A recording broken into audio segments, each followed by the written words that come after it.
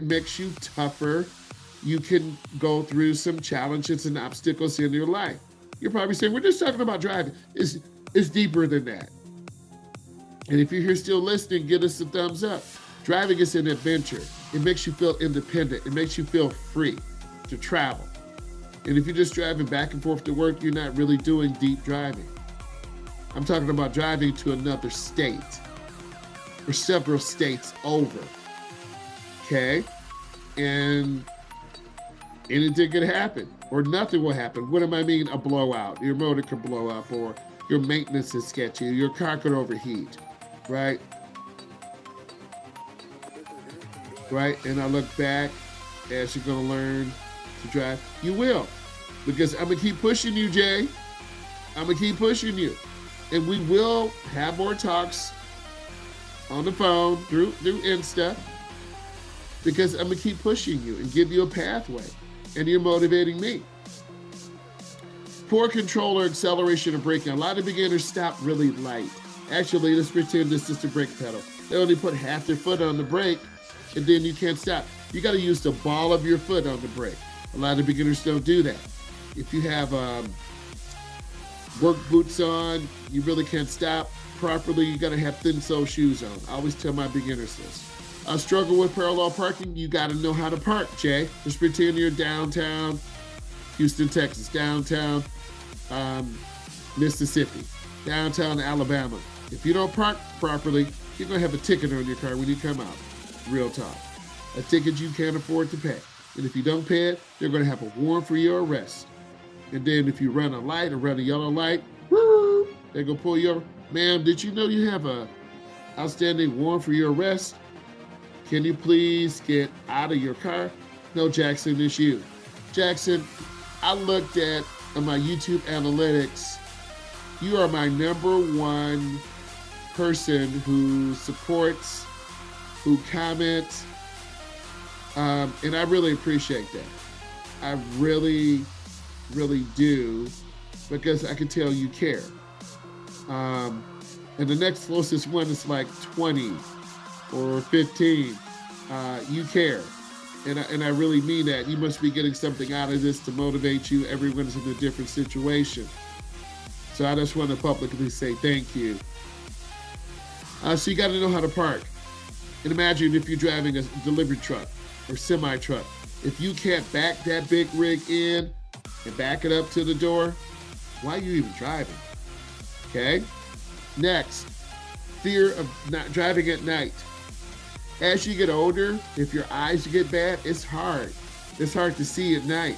Beginning drivers, I don't normally take them out at night anymore because they're all over the road. They can't see. And they're hugging the right. They're hugging the left. I'm not going to end up doing that to myself. Unless I have to get a kid done or an adult done in a certain amount of time. Night driving can be very hard, particularly for beginners, because you have to learn night vision. You gotta learn how to see at night. It's called visual acuity, how clear you can see. If you can't see real clearly, you're gonna run off the road. You're gonna be all over the road. Many of you are like, it can't be that difficult. It's that difficult because you haven't been in a car with me driving teens and adults. They're literally going off the side of the road. You're like, let me turn this wheel back. They're literally stopping in the middle of the intersection, squeezing the brake. So by me sharing this with you, you've got to work hard to really prepare yourself. Driving at dusk initially and ensuring that your headlights are clean. So you got to make sure your headlights are clean, right? It does make a difference.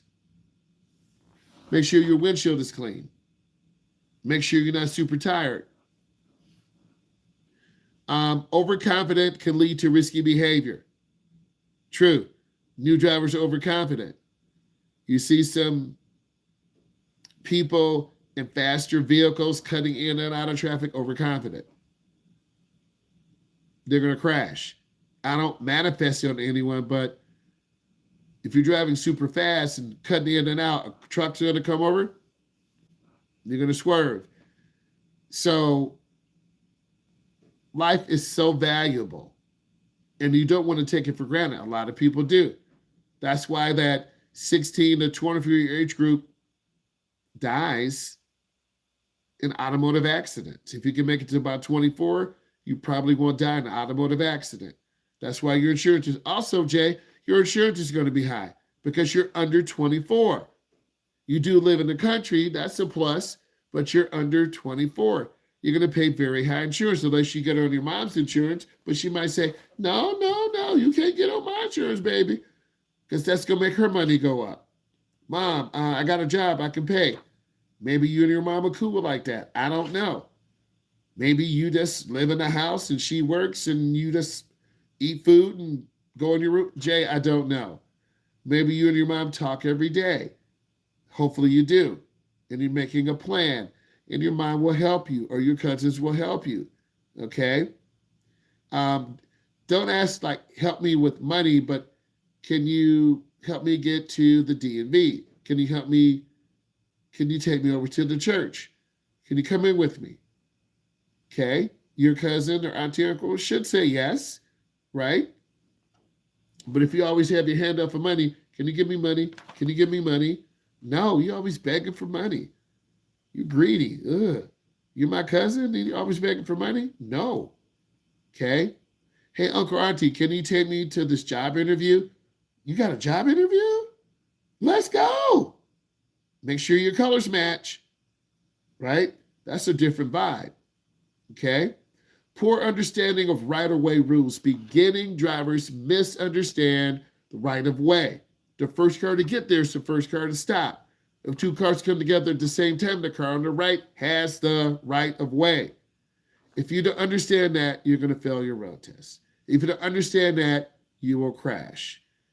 Go to a local mall. People still go there. We were traveling on the outer ring this weekend. People don't stop at stop signs. They get lazy. Jay, imagine you got a car from the church, you dropped $1,000 into it, got it fixed, and someone runs a light or a stop sign and hits your car. Girl, you about to choke someone. Right? You're about to choke someone. People just don't care. You could have a new car or a car that's 25 years old. On the road,